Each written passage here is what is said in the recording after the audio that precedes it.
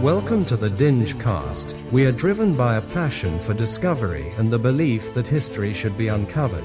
Our mission is to reveal the hidden realities of the past to bring history into the light.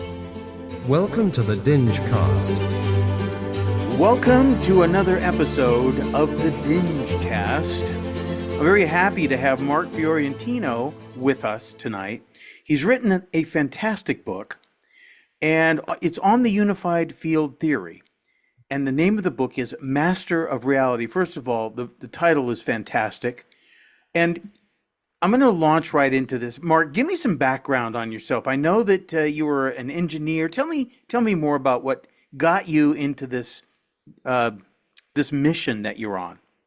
Well, it started when I was 10 years old, and I found out I was born on Einstein's birthday, so I looked him up and was immediately fascinated by the man, his work, and particularly the unified field theory. I remember reading something by, I think it was James Clerk Maxwell about that, and I said, "This is the best idea I think I've ever thought of." And I was only 10, so I hadn't had a lot of ideas yet, but it just resonated at a spiritual level. And so I got real interested in physics and science, and then into UFOs later on, because I figured whatever mechanism they're using to fly has got to be part of the unified field theory. So anti-gravity has to be part of it. So when you discover, whoever discovers it, which I now know who, that's going to be a part of the equation. And in fact, it is. So that's how I got into it. A very brief, quick, explanation. So you have a background in physics and engineering. Talk just a little bit about that.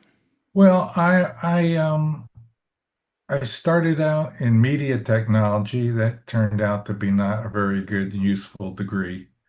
And then I went back to school, tech school.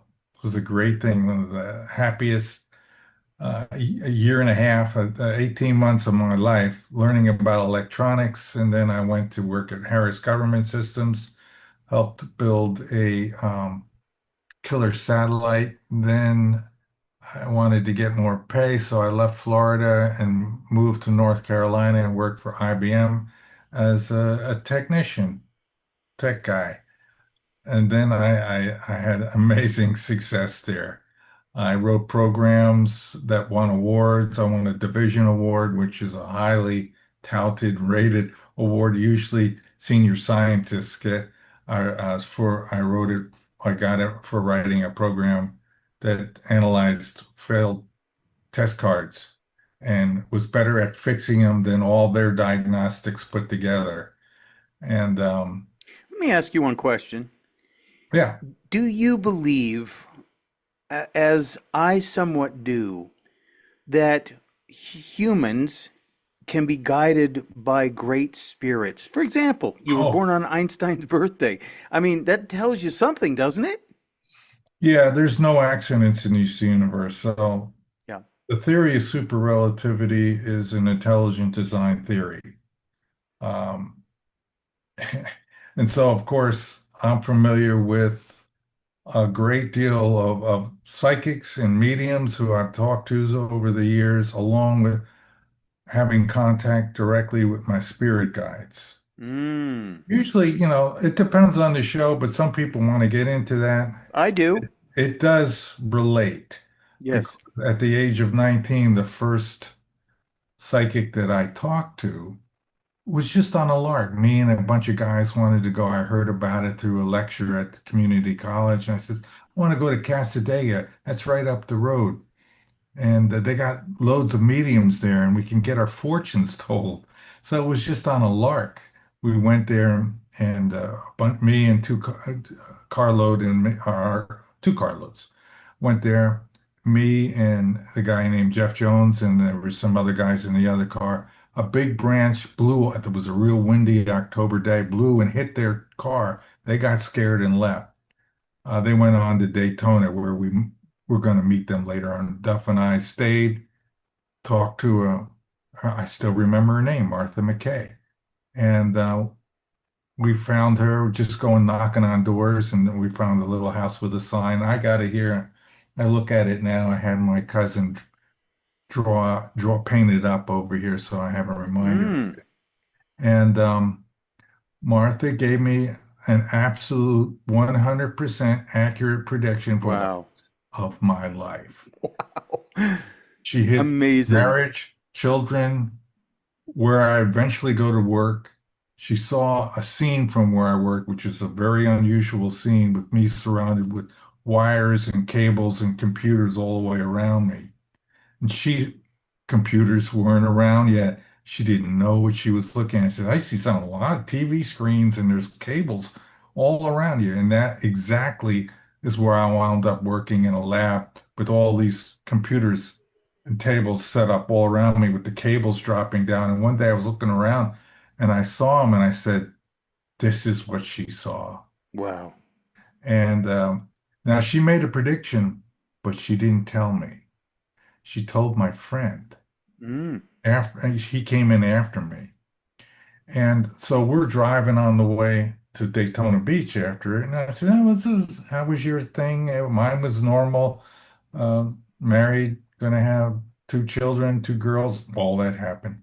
And I said, nothing unusual. And he says, well, wait a minute. What about what she said about you? And I said, I don't know what you're talking about. He says, you're going to be famous someday. You're going to mm. discover something really important or Well, I invent. think you have. I am absolutely, when I saw what you said, and I'm going to let you say it because I won't do it justice, but about the unified field theory and something missing. But I think you have done something super important. I think, as a matter of fact, it may be what's missing from all the equations. I have found it in the last 3 weeks. Uh, Well, I okay, want to tell the whole let's do story. this. Yeah, yeah. There's Let's parts do of this. it technically I don't want to talk about because I don't want anything to interfere. Um, Well, let's start with, first of all, the name of the book, Master of Reality. Where did that come from? Why Master of Reality? because that was the topic of the whole book, and not just the physics and the material world reality, but a little bit. I didn't really hit a lot of spiritual stuff in that book. The Mm, next book I'm writing is going to have the whole story because it is a mm, remarkable story of the not only the mediums that confirmed what the first one said five more times and said, you're not ready yet. And they kept saying that you don't have everything you need yet. I have acquired everything I need in the last 4 weeks. I, I recommend for yeah. people listening out there, for you, go to ResearchGate and look at all the papers I've written, most of them in the last 3 weeks. I've hit the jackpot. I know the cause of mass and matter. I've solved it, electron and solving the electron orbital, and which in my book I say mass comes about from the accelerated motion of unbalanced charges, and I proved it. Now the math is there, and it's stunning. It's all basically torsional math. It's like Einstein was trying, but he did it on a big scale. I went little scale, connecting to big scale. Mm. And so it explains the quantum stuff. And I got papers over there that break down, spectral lines and quantum equations. You can put them aside now.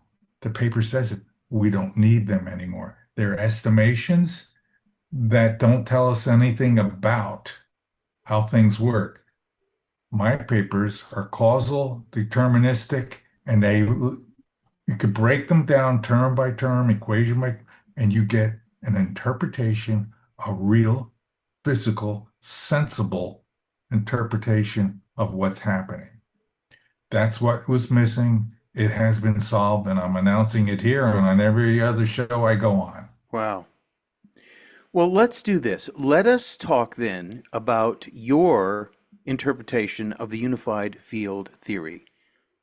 Yeah, I go along with Einstein's basically. I just extend it. I mean, the original one was electromagnetism and gravity emerge as aspects of a single fundamental field.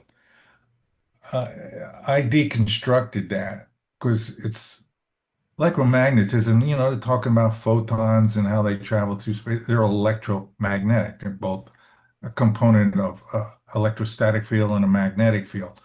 Well, I broke them apart because those two fields are primary fields along with gravity, and they're within the ether. The whole ether thing got screwed up in 1905. And so I've had to go back, fix that problem, and I have proposed some experiments that can prove the ether does exist. All of my equations use ether, just like Lorenz's equations did, and Einstein's in special relativity. His other equations in general relativity said something was bending, but it's an abstract sort of an idea. So my interpretation is you got to find the forces, the true forces, the electrostatic field, the magnetic field, the gravitational field. Those are the main forces. They extend outward and they're large scale, basically, but they're also small scale within the particles, which are configurations of electrostatic fields. And when they move, they turn, they twist. The magnetic field appears as a rotational reaction to that twist of space that's moving. It's conical shaped. I've proven that. It's in the papers. You can read them about. So that's where I came up with the twist constant. Uh, the twist constant. There was another word in front of it. Now I can't think of what it is. But the twist constant is something I discovered. And I was telling your friend about it. And this constant, I used it, I could use it to deconstruct all the other constants of nature, alpha, Newton's gravity constant, um, permittivity, permeability, pi. I did them all. I broke them all down, derived them. Now they're a part. You could see how they relate to space. There's all kind. You got to read the papers. It's a lot to talk about because it gets technical, and I got to stop and read the papers again to get it. I'm going to write up something that's layman's for each one so that it's easier to explain them. But it's a big deal to derive the equations for those things. They were thought impossible. Newton's 400 years, nobody did it. Not, I don't know, I don't even know if anybody even tried, because it's hard. It took me several hours. I know that sounds ridiculous. So let's talk about the universal force. What is the universal force? Well, as I said, you got the force of gravity, you've got the force of electrostatic fields and magnetic fields. These are all within the fundamental field, which is the ether, which is a quasi-elastic solid. This is the stuff of everything. And matter of fact, it's the only one thing that truly does exist. Everything else is made from it, comes from it. Mm. All the Hmm. particles are nothing more than configurations within it, little twists, inversions, if you want. And for some reason, these inversions do not unravel. They do not untwist. They cannot be destroyed. They can be converted to different shapes and sizes via collisions, but those normally are not permanent and they always return back to configurations that are stable. Electrons, positrons, photons, neutrinos, things that don't blow apart and like microseconds or nanoseconds, which most of the particles that collide in these colliders do that. That's all a waste of time. What we want to focus on is the stable particles that make up the universe, that make up the stars, that make up the planets, the elements. So the universal force is the ether. It's the fundamental field, and everything is affecting that field. The particles moving through it. If you move enough electrons in a wire, you make a big, strong magnetic field. If you stack up electrons in a capacitor, you make a big high voltage field. Or Van de Graaff generator is another example of a high voltage field, static field. These are the primary fields, and the master of all of them is the electrostatic field. It is not emergent. Magnetic fields are emergent. Gravitational fields are emergent. They come about because of the motion of particles through space. The electrostatic field is a permanent, persistent structure within the space. It's that twist that I'm talking about, the conical shape. And it has a front and a back, and it moves using the slip wave. All the particles move using the slip wave. Should read that one. That's an important thing. I just fixed it. I used something to analyze that paper, and I found out that it was a mathematical error. I fixed that error, and now it's all good to go. Uploaded that. And so the fundamental field is the fundamental force. And what is that? Where did it come from? My guess it is God. Yes.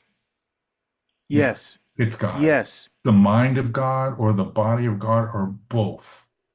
But know this, every grain of sand on every planet throughout the universe, no matter where it's located on that planet, is at the center of God's attention. Every human being on this planet is at the center of God's attention. Every being everywhere in this universe and other universes is all at the center of God's attention. That's hard for us human beings in this finite, limited world to comprehend, but that's the way it works. God is everywhere in everything, and that's how he could be in everywhere and everything, because we're a part of that. We're all connected to that. Unfortunately, when we come down into these bodies, these shells, these avatars, we're disconnected spiritually, and we get to live out a life, an adventure, a learning experience, which we go through, and it's very difficult. Rumor has it, this planet is the hardest planet in the universe. And I got to tell you, it's a rough ride. It has been for me. And I wouldn't argue that point. But that's where the force comes from. I totally am in alignment with you on that. And I want to get into this idea, though, that this universal force, I can see it almost as if it were like a matrix, like the Matrix movie, that everything exists within it. And the question, though, I know you have, you have insights into implications of anti-gravity and faster than light travel and time manipulation. Can we talk about that for a minute? Yeah. Yeah, I have written 2 papers having cracked the code of the universe for approximately 4 weeks ago. I was able to write those papers and do the calculations necessary to see what kind of energy or power we're going to need in order to make small saucer-shaped craft like we see commonly throughout the world now. I'm a little hesitant about putting them up there because I'm afraid that's gonna draw fire. So I don't know what to do about that yet. I may Well, just let's just talk about hold that. anti-gravity, Yeah. okay? Because there are people who are saying that we've already developed anti-gravity devices and Yeah, craft. yeah. Um, your thoughts on that? Yeah, they reverse engineered them starting at least in 1947 onward. I think they had something good to go in the 60s, and they've improved on it. 70s, 80s, 90s is probably pretty good craft they got going now. How they've managed to keep it secret is remarkable. I think they used a lot of heavy duty force. Yeah, Anybody that even began to leak, they wiped out. yeah, Um, yeah, and I would believe that the design that they're using is the electrostatic model, which like is like the one that Bob Lazar describes. right, It uses electrostatic field. That uses a lot less power. It uses a lot of energy, but it's easy to build up high voltage. We're good at that, thanks to Tesla and people like him who right. learned how to make, step up voltage and so forth to get the millions of volts necessary on the capacitors, the yeah, condensers, so that you could build the field, the slip wave. And in my paper on the slip wave, I go into really high detail on the description of what it is. And basically, it comes out of dipoles. Now, what are dipoles? Magnetic field is a dipole, north and south pole, two Mm, poles, dipole. Electrostatic field, positive and negative, two poles, dipole. Both of those fields, if you crank them up enough, you get anti-gravity. It literally comes in the positive or north pole and comes out the the south pole or the negative pole. I mean, the lines of force. So if you want, what's interesting about this is that it's a new type of gravity, linear gravity. So it's being attracted on the North Pole. And this is what T.T. Thom- Thompson, uh, uh, Townsend, um, discovered.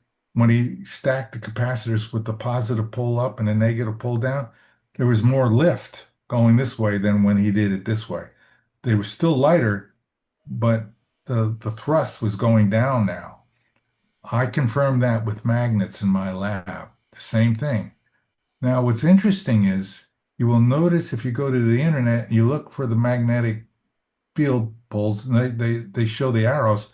They show the arrows coming out of the magnetic North Pole and going in. And I said, something's wrong here. My lab is saying the opposite. The experiments I'm doing are saying that the lines of force have to be going in at the North Pole, which would be the attractive pole, and out at the South Pole, which so there would be this motion like this causes that motion that way. Pulling space this way forces it's Newton's third law, right? For every action, there's an equal and opposite reaction. So the dipoles do that. That's how our alien friends are doing their thing. They're just using that same technology, which we are about to discover or have discovered and keeping quiet. mm, I mean, they're doing the same thing. Um, our government, I'm sure. yeah. So um, that's critical information. And it turns out to be so much simpler than everybody imagined. I mean, in the early days, they were talking about the magnetic field being the main one. Some of the early UFO books, they talk about it. You read in my book how I talked about the findings and how they started covering it up even then with the first books coming out. Um, it's and I'm sure that in the labs, the magnetic high what do they call it? I can't think of the word. Well, the magnetics with the high-powered magnetics, they must have discovered this. The Air Force must have told them I want you to look for magnets getting lighter when you turn them on, because they sure did in my lab. And you get the right equipment, you set it up right, you get a very sensitive scale. Yeah. You can Well, I see mean, we have magnetic levitation trains like Japan. Yeah, but that's just pure magnetic repulsive force that Yeah. holds them up. That's Right. not, there's no anti-gravity there. Mm. Um, and what there is those magnets are nowhere near strong enough to get that kind of lift that I'm Mm-hmm. talking about, lifting a spaceship up. Yeah. The point I wanted to make about the arrows going the wrong way, I discovered a mistake in physics that goes way back to um, Benjamin Franklin. I says the arrows, lines of force are drawn on, and I got to go back and in the I think yeah I did it in the book. Um, if not, I certainly did it afterwards. No, I did it afterwards when I was in the lab doing the magnetic experiments. I said there's a mistake made in physics. I'm going to find it, and it's going to explain this because my lab findings are saying the opposite.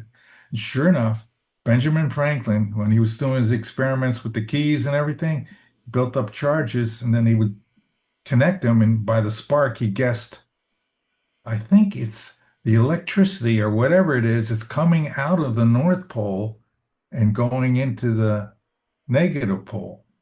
And so they figured the lines of force were going this way. Instead, they were really going the other way.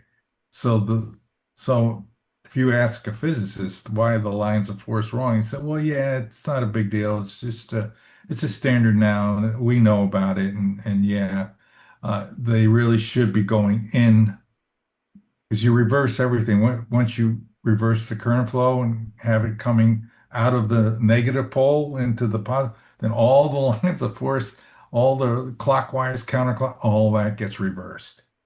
And that's what my findings have found, my experiments, along with Thompson are, yeah. Eh, So let me just ask about faster than light travel. Uh, do you think we've already developed it?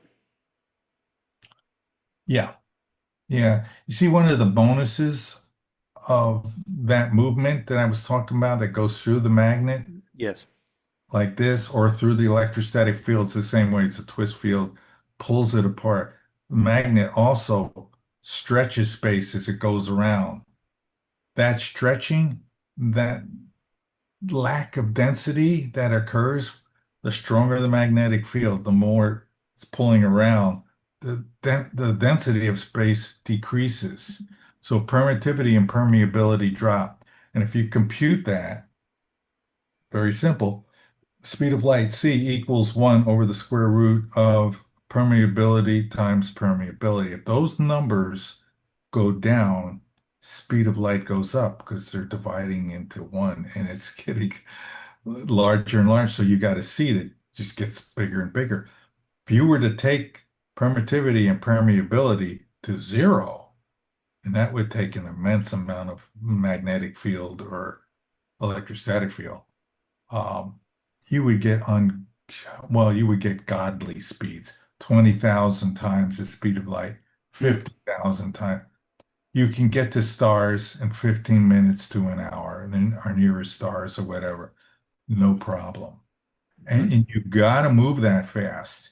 You can't, speed of light isn't even good enough. Proxima Right. Centauri, 4.2 light years, Right. takes 4.2 years one way at the speed of light. That's Mm-hmm. crawling. You Mm-hmm. want to go thousands of times faster. Mm. And So in a sense, that's time travel.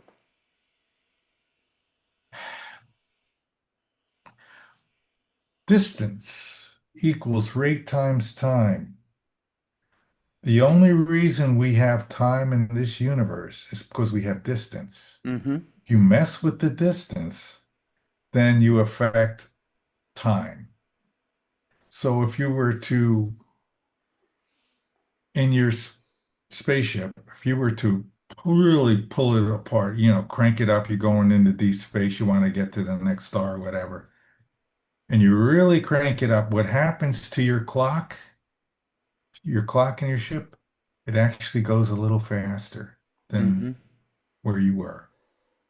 The faster your clock runs, and Lorenz talks about this, the stiller, the less you're moving in the Right. universe Right. relative to the absolute background. Mm-hmm. So there is a maximum time rate, flow rate, but this is going to go beyond that because you're going to go right to zero. And Okay. So when we're watching Star Trek, right, and they go into hyperdrive or whatever it is, and they go that super high speed, quantum times the speed of light, and then all of a sudden they come out of it, they turn off the hyperdrive. How do you slow down when you're going 20 times the speed of light? that's a good question because that's really, really important because Yeah. you can't cut the slip wave off. You can't throw the power switch. Mm. Do that, and you're Yeah. moving 50,000 times the speed of light. Yeah. Flatten, all the Lorentz transformations kick Right. back. You flatten, your mass increases, you turn into a little mini black hole, and everybody's dead. Yeah. I It's figured, over. but so what's the answer there? I mean, you have to just sort of You step it have to down slow slowly. down. You Yeah. have to slow down first. Yeah. So you reverse the voltage or whatever.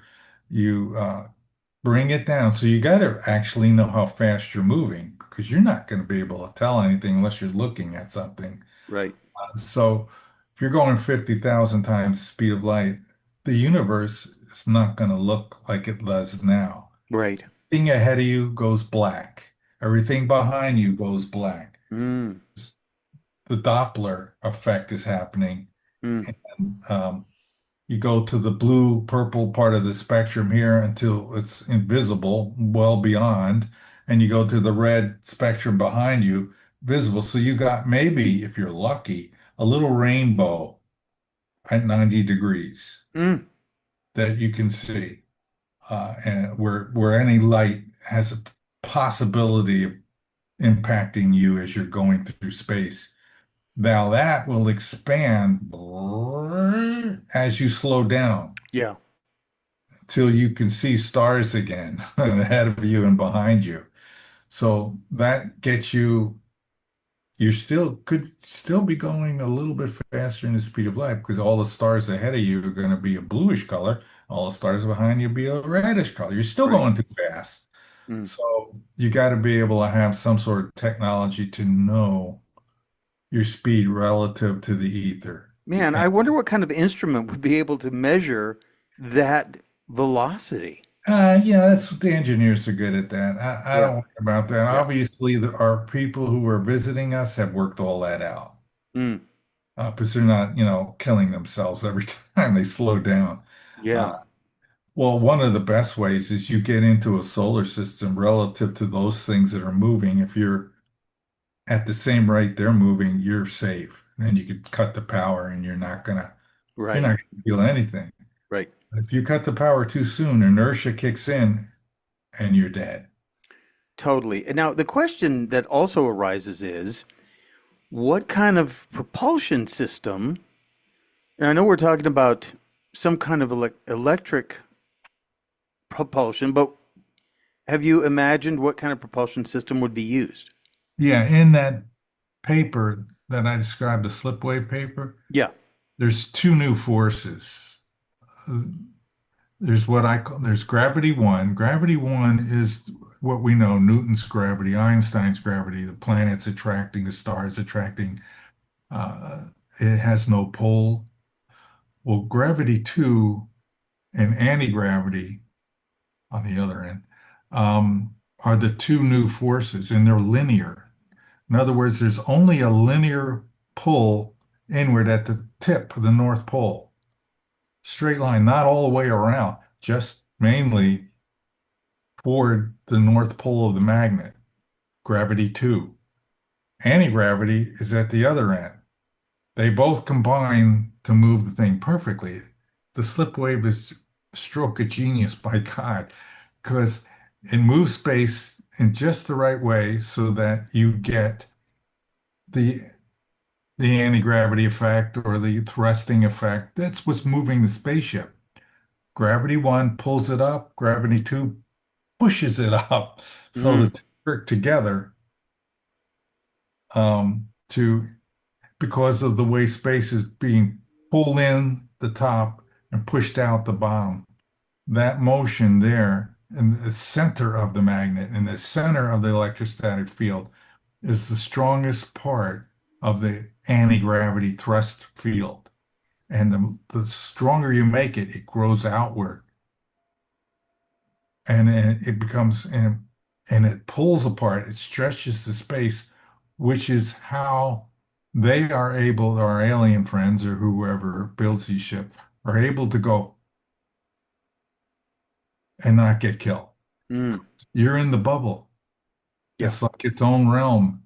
And when you do a 90-degree turn, you feel no inertia at all. You go in 20,000 miles an hour and stop like that. If you're looking out the window, it'll just look like, oh, stop. What happened? You won't feel a thing. If were in a jet and that happened, it'd be mush. Right. It's the same thing with the acceleration too, because I've seen videos Yeah. of ships that just accelerate so fast that they disappear, but you Yeah. can see them moving in a direction. Right. So, I saw that in Miami. Miami, when I lived down there, we saw, a whole city did. It was in the papers the next yeah. day. Mm, 7 of them were bobbing up and down, one over the other, one on top of the other. Then suddenly, when they decided to leave, the top one goes and it's mm, gone. You mm, see just a streak of light and it's gone. mm. And then each one did the same thing after that. Um, it's the perfect technology for driving. It's dangerous if you don't know what you're doing, obviously. Um, you could be dead instantly. You won't be waiting. It'll be over quick. But once you're in the slip wave, you can do all kinds of maneuvers, all kinds of stopping and starting, changing direction, accelerating to whatever. It doesn't, the more you accelerate, it doesn't, the more the field is pulling apart, the less density is in your ether density, the more you're able to go faster and the less inertia you're going to feel. So You know, let's talk about the ether for a minute, because one of your, yeah, I don't think it's a theory, I think it's a truth. One of your truths is that space is a physical medium right. and that the ether itself is, so it's not empty. And I've often thought, well, we hear them talking about dark matter and they don't know what they're talking about. So the question is, what is it that they're talking about? Some sort of matter that they can't see. Now, they might want to think it's a particle that they Mm, haven't discovered yet because hmm that's the way they operate. They'll think of, let's find a new particle that we can't detect any other way. We'll mm, smack something together into the accelerator, and if we can find it, even if we can't see it, like the Higgs particle, they never really did see it.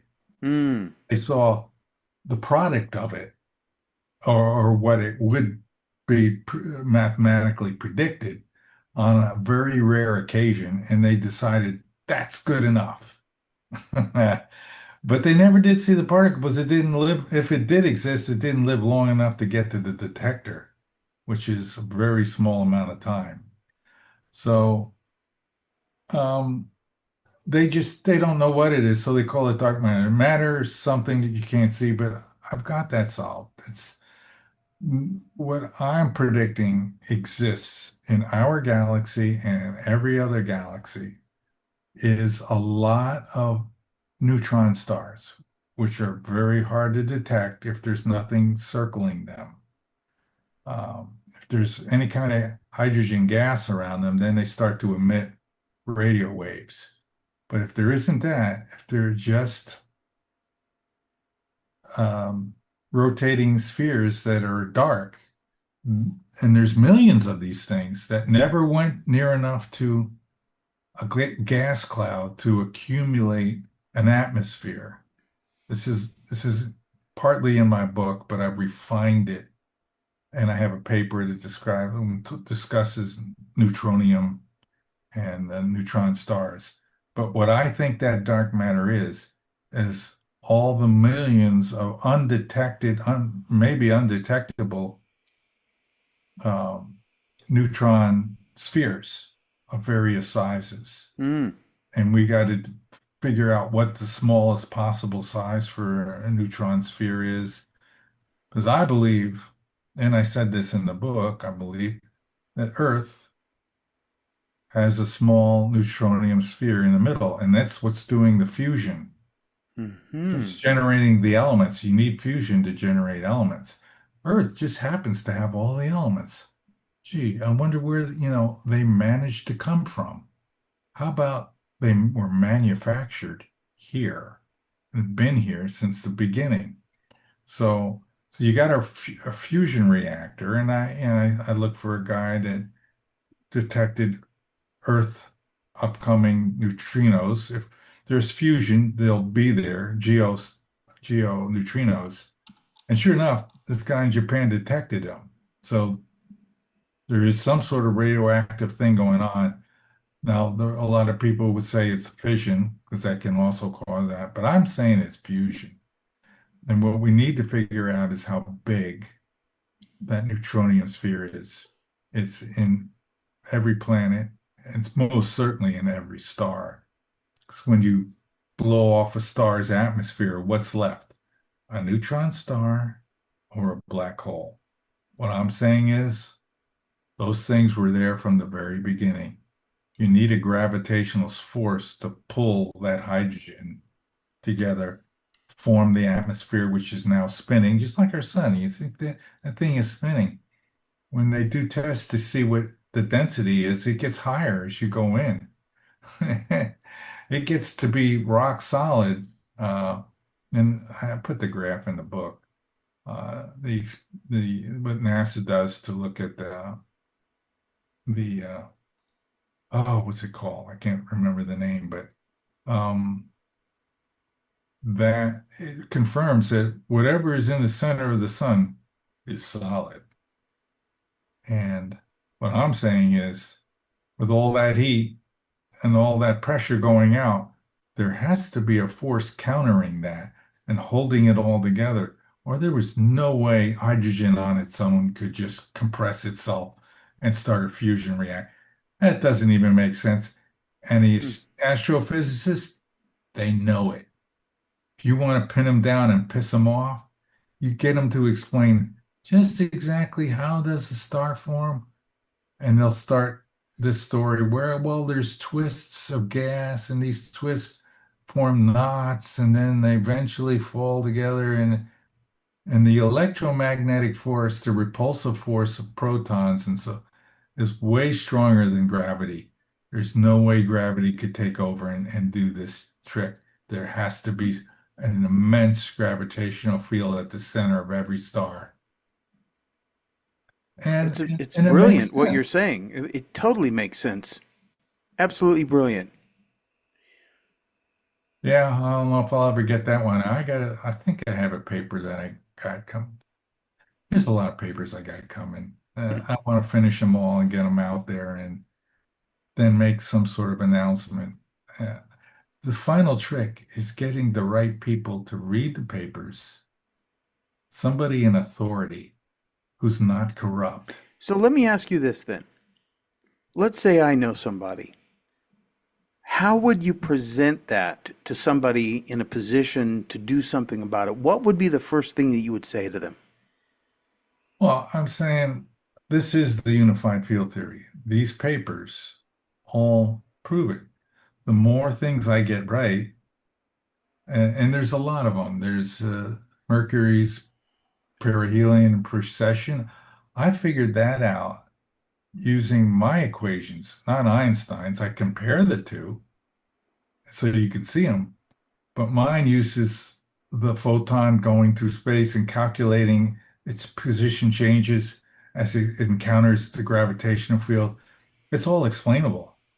And so it says the gravitational field is not just a bending of space, it's a contraction and a condensing. So there's a lot more going on. But I bring all that out in the math. I describe it. It's there. This does means that. This means that. And, predicting the hydrogen spectral lines, resonant torsional amplification of light bending, that's Einstein's bending of curvature of space, uh, geometric prediction of hydrogen fine structure constant. That was tricky. I got that one. But you can't get all these. I'm building a case is what I'm doing. Mm. Nobody get all of these right.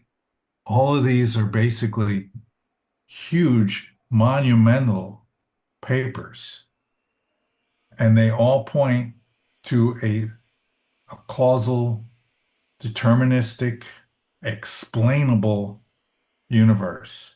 We don't need quantum mechanics. There's going to be a lot of people that don't like that because they make a living off, Sure. and string theory is even worse. Yeah. String theory goes right out the window because now I can explain gravity. So I have a lot of fear about bringing this forward and that they're going to fight it because it's their way of living. And they're not going to want, you know, all these guys are getting money studying quantum mechanics. I know lots of physicists that are doing that, Hmm. and they're getting government grants. Government's happy to grant them more money on something that'll never pan out because they don't want them knowing about anti-gravity. If you learn enough about gravity, it eventually leads you to anti-gravity. And if you know Well, you but, know but the unified field theory, then you're going to know anti-gravity. the thing is,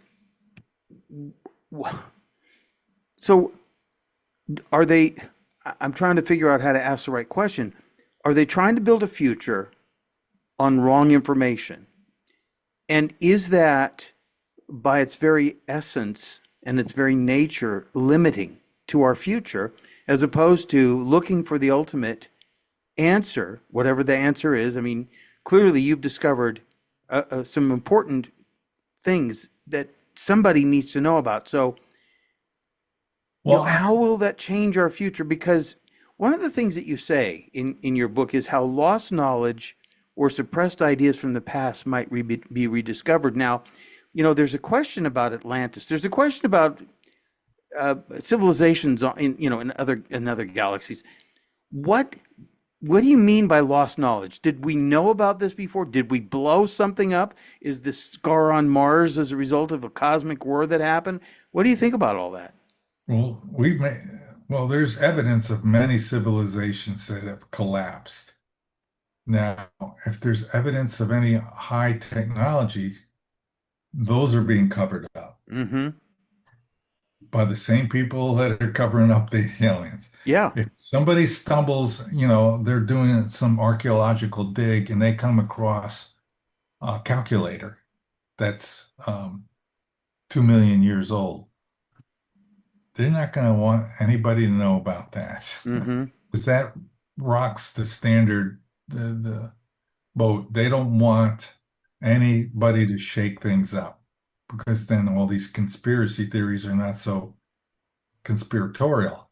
They're actually real.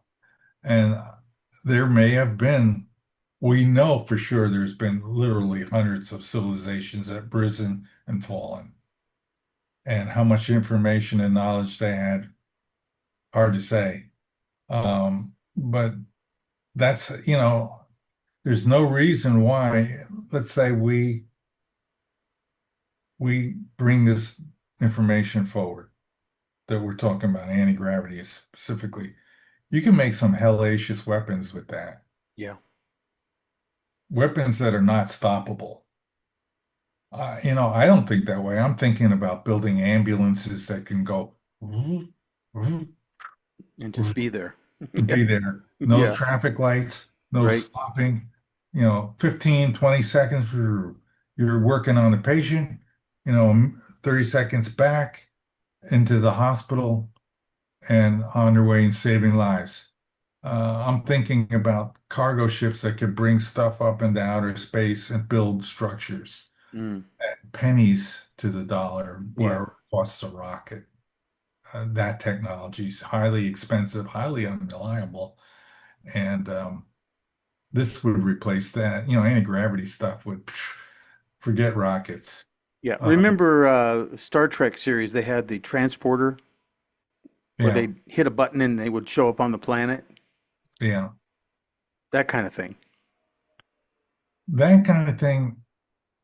I don't see it working the way they have, where it Yeah, disassembled you and reassembled you. right. But it's a concept. This is the concept of because as you describe it, there's no time in between when you leave and when you arrive, essentially. If you're going at an infinitely fast speed, that's true.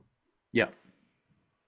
If you were to make your slip wave, and I don't recommend doing this, to be so that it's so strong, and I don't know, I haven't calculated how strong it needs to be to do this, uh, that you pull space apart until the space in let's say you got the front of your ship and the back of your ship, get them both in there. There we go. And there's a distance between point A and point B. That's made of some stuff, quasi-elastic solid. Mm, Well, you twist and you stretch it and you pull it apart until it's so thin that it's almost down to zero. It can never get to zero, but it could get really close. If you take that stuff out of the middle, distance equals rate times time. Now you can go nearly infinitely fast. So if you get it too close, you make that field too strong, you're out of the galaxy within seconds. You make it even stronger, you're out of the universe. Now you're talking about you better be watch what you're doing. You're going to get lost. right. Right.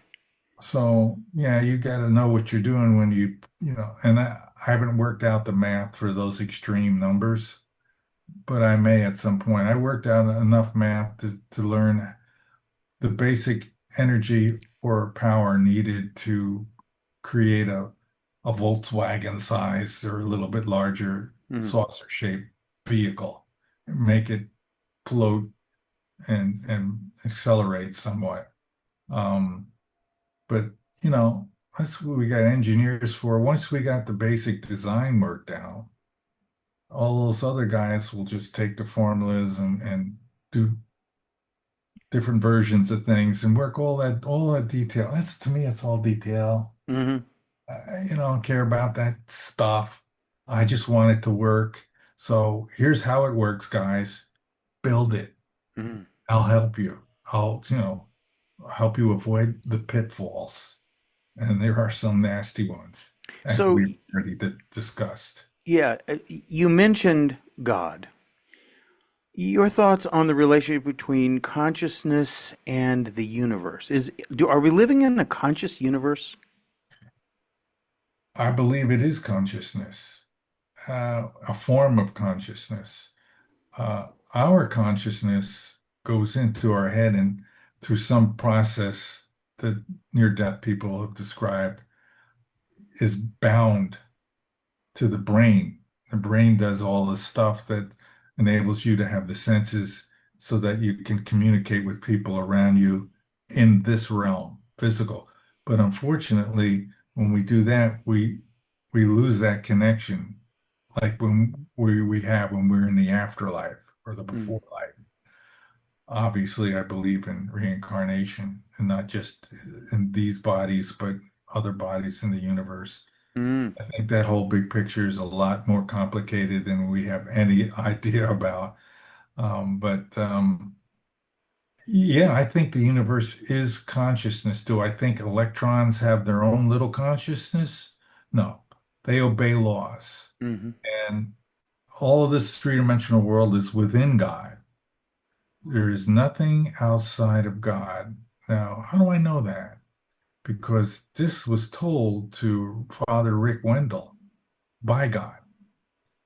I know he's not lying. I know he's not making up stories. He's saying everything within this physical universe has to correspond to laws, and God set those laws. They are Right. immutable as God is immutable. So all the particles and everything, they're just going by the laws. Yeah. And uh, when the magic happens, I have a description for that, which I put in the book. Distant hands in foreign lands are turning hidden wheels, causing things to come about that no one seems to feel. all invisible from where we stand, yet the connections come to pass, all too hard to comprehend, they affect us nonetheless. Mm. All the magic, all the mediums, all the spirit guides, which I know I have two, and you probably have two or more, everybody Yeah, has I agree. two, are working in ways that we can't see, we can't hear, usually. I've heard them one time only, and to warn, well, two times. And that one time was to warn me to save my life. And I mean, I heard them right next to my ear, my left ear, as if they were talking. It was a male voice. Yeah. And unfortunately, well, fortunately, I listened, but I didn't listen. I went the way Mm. they told me not to go. Mm. Who does that? I don't know. But I I've was, done it. I've had whispers. I had a terrible accident after not listening yeah, to something that said I don't, was I was 18 years old. I was going to go surfing, and all of a sudden I hear, "Don't go surfing today."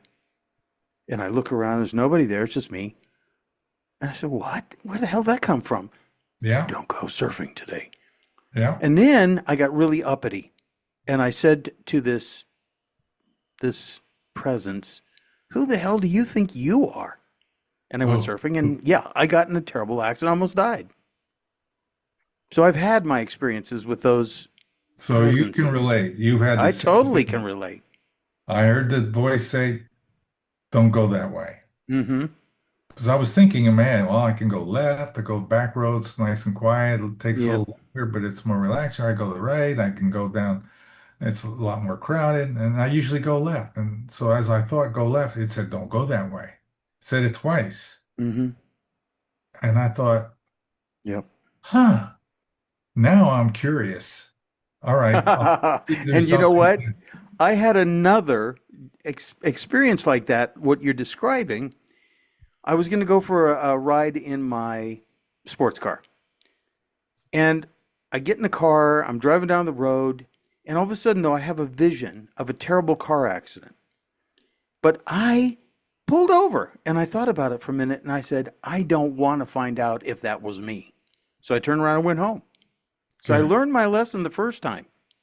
Yeah, well, like I said when I got home, I says, if you hear a voice telling you not to go that way, don't go that way because Right. I went that way and I missed it being in a colossal accident. Oh. Inches. There was a truck swerving ahead. It was a two-lane highway coming into our lane and going back and forth like a crazy man. And I saw him coming right at me. I turned the wheel as hard as I could, but I was looking ahead. So Mm, I saw him coming in plenty of time. So mm. I just turned and we missed by inches. And I sat there and I said, boy, next time you hear that, you better listen. This is not playing around here. This is for real. Well, here's the deal. Uh, you were meant to be here now with me, just like I was meant to be here now with you. Right, right, absolutely.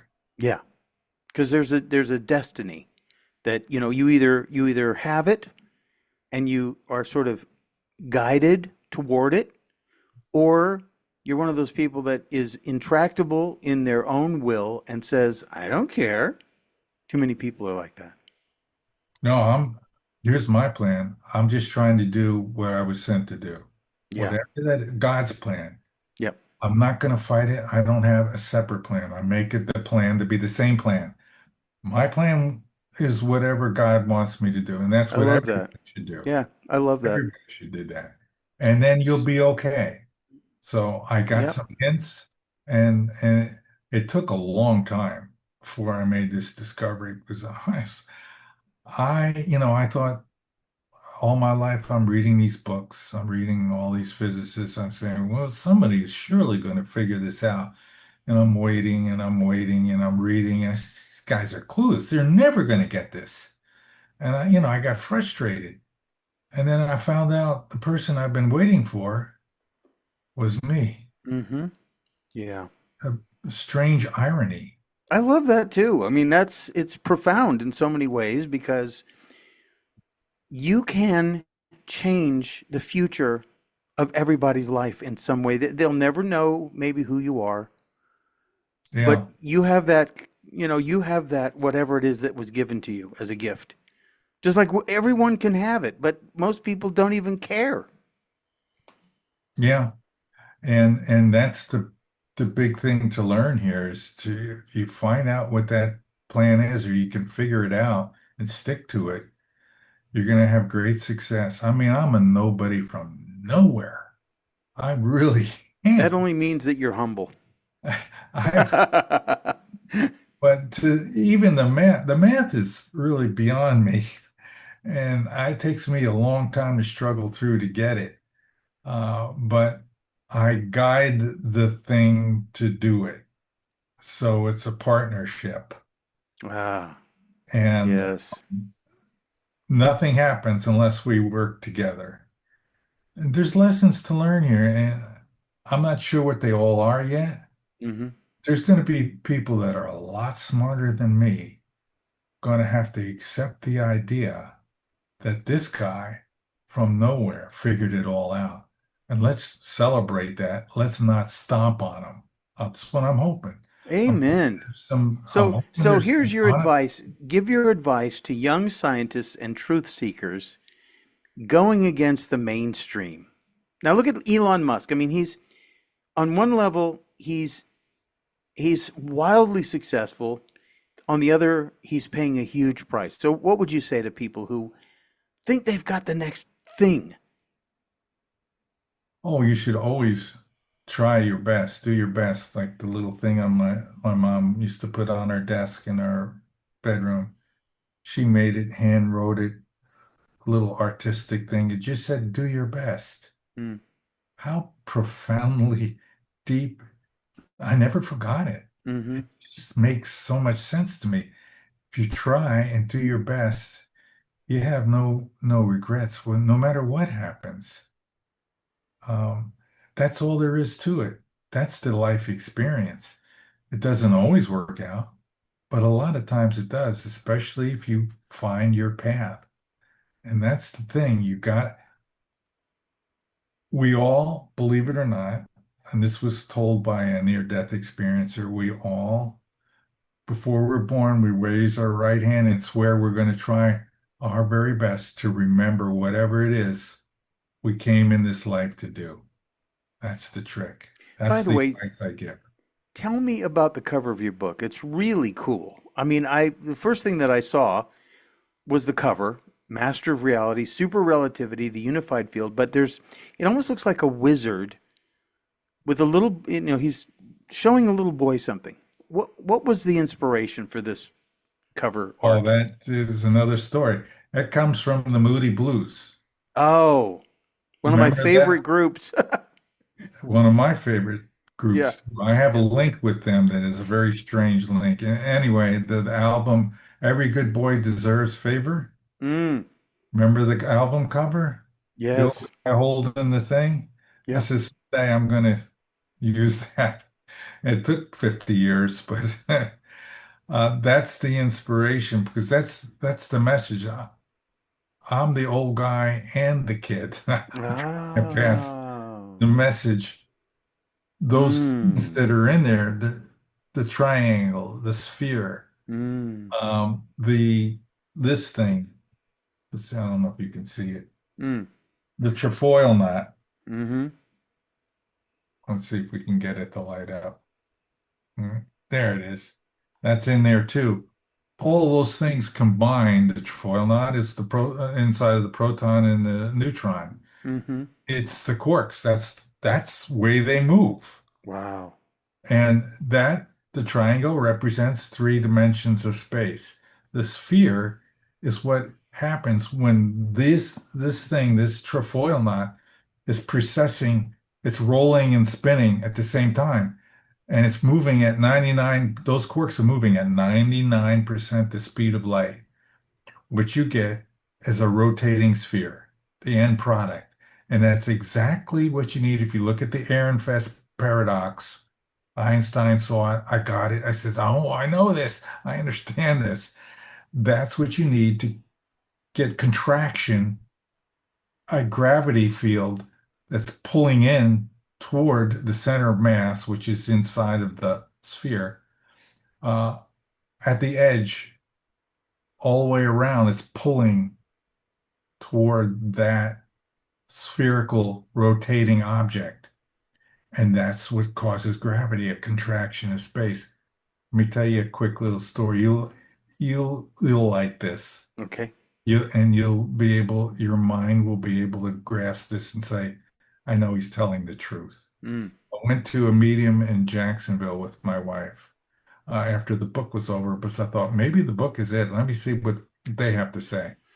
And all kinds of people came through, not just my parents and uh, but Jesus, but Einstein comes through. I says, "Oh boy, my hero, my idol." But how would I know if it was Einstein? But he sent me a message that only I would recognize. And when I saw it, I had chills from the top of my head to the bottom of my feet. Mm. She says, "Why is Einstein doing this? He keeps doing this." I says, "Well, when I was writing the book, I kept talking to him in my head, and I kept saying, surely somewhere you mentioned contraction of space and gravity." Mm. I keep asking him this in my head, and I said, he's answering me. Telling me it's a contraction of space, just like I thought. Now, only Einstein could know that because, if you believe in the afterlife, which of Yeah. course I do, Yeah. he heard what I was thinking. He's working with me on it as he said he was. And he passed me that message. So I know I'm talking to the real. That's fantastic.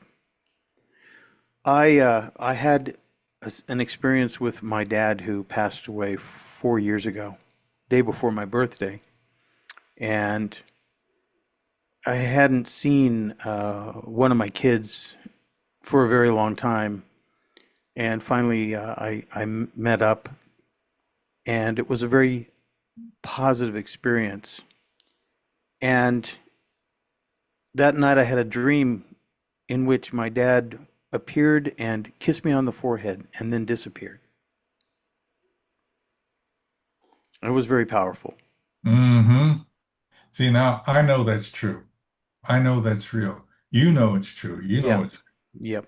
now there may Well, be I've other had people dreams my on. whole life. I'm a dream interpreter. I used to be on Coast to Oh, Coast AM, oh, and nice. I have that gift. I'm a visual thinker, and I used to be on the Coast to Coast AM with George Norrie all the time.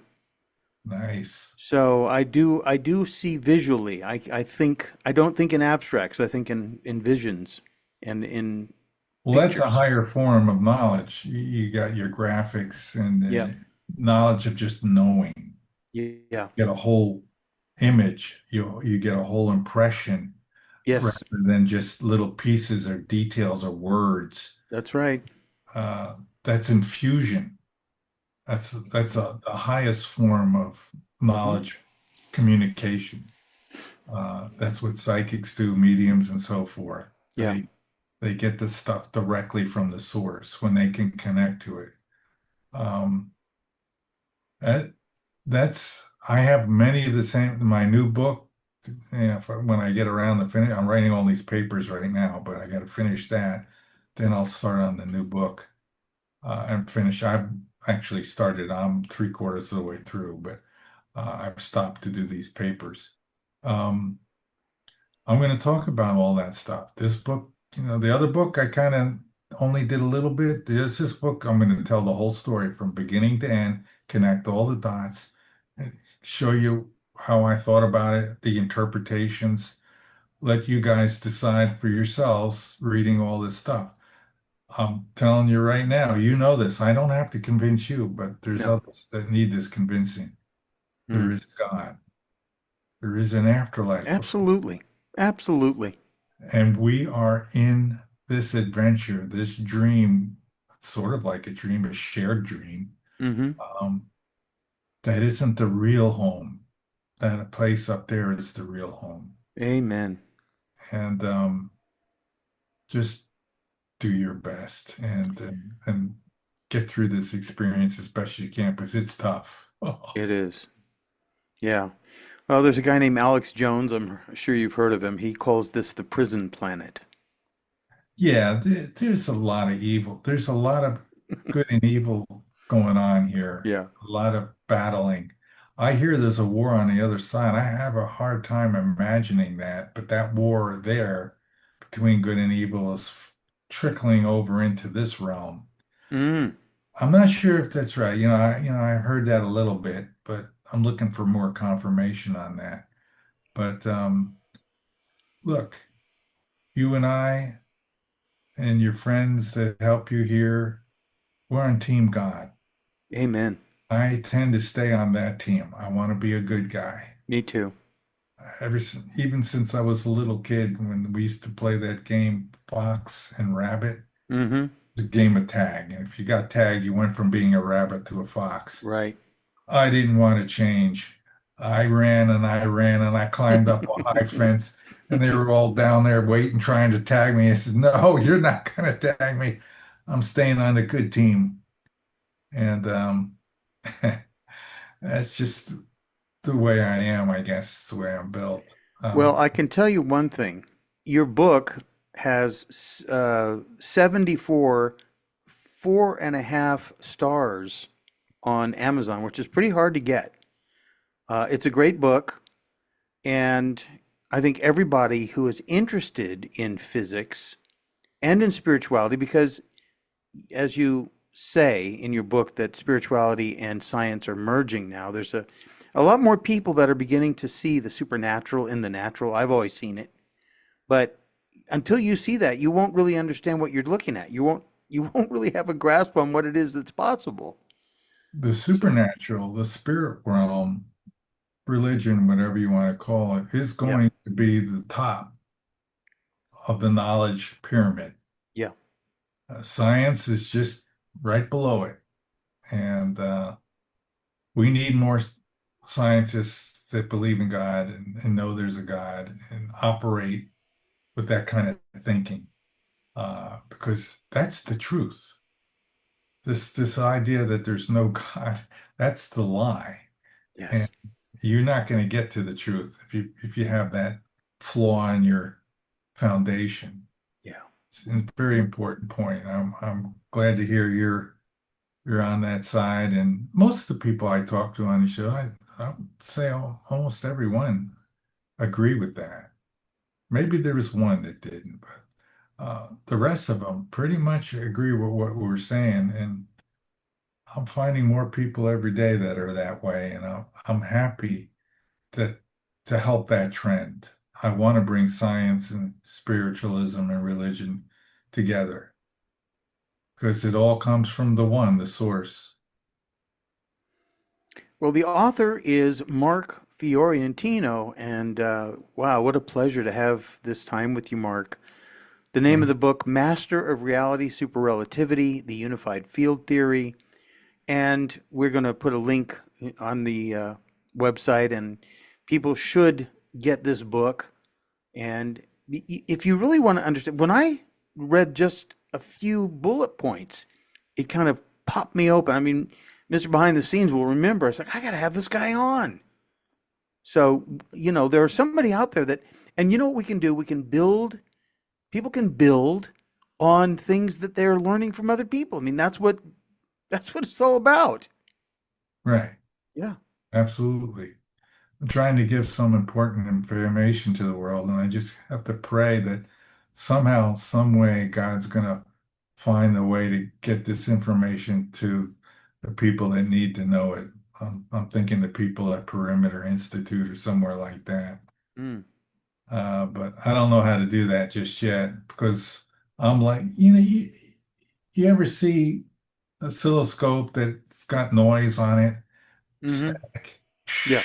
Mm-hmm. Yep. I'm one of those little blips trying to Well, get through to the people. If they were to pick on that blip, I'd be great. But am I going to be high enough and stand out enough from the noise of all the thousands of emails they get? I don't know. I've tried a couple emails, nothing so far. here's what I'll Somehow, tell you, some Mark. way. God works in mysterious ways. That's what I'm counting on. I'll do my part and let God take the rest. Amen. All right, my friend. I really appreciate my time with you, and I want to do this again and talk more. And What is the website where people can look at your papers again?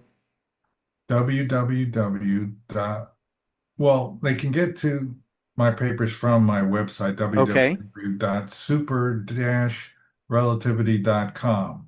Super-relativity.com. And some of my papers have links. Once you hit those links on the Okay. front page, they'll take you to ResearchGate. ResearchGate. That's what I was That's looking where, for. look Yeah. up my name and ResearchGate. I got a lot of papers there. It's Mark Fiorentino, just like it sounds. There's about Uh, 10 papers there now. There's going to be more in the next few weeks, quite a few more.